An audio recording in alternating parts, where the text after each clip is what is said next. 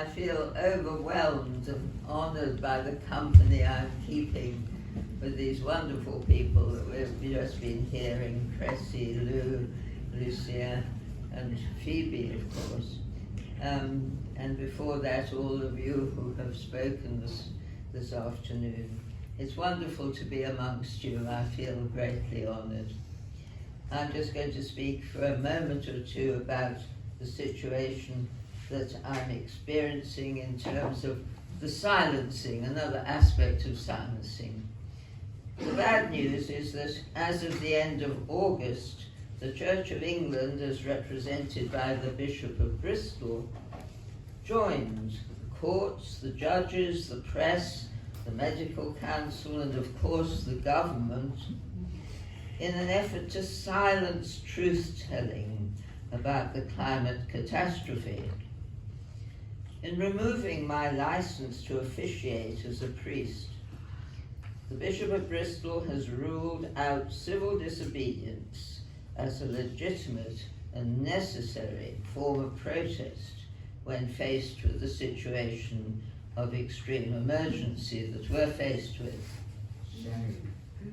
However, to quote the words of lovely Amy Pritchard as she left court to make her way to prison a little while back, I refuse to be silenced.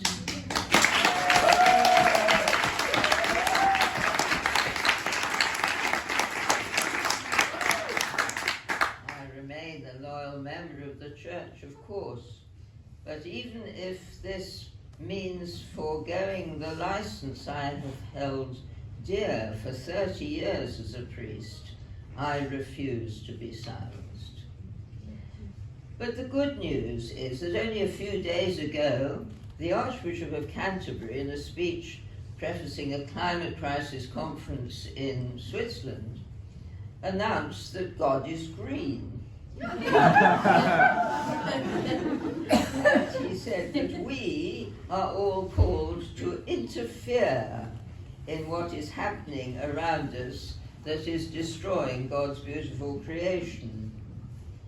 And that we must do all the interfering that is required in order to try to avert or slow down this catastrophe.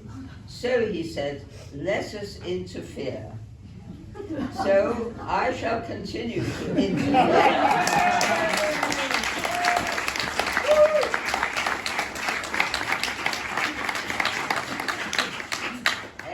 By my Archbishop to try to do all that I can to interfere in business as usual that's taking us to destruction, and as part of my calling to follow Jesus Christ.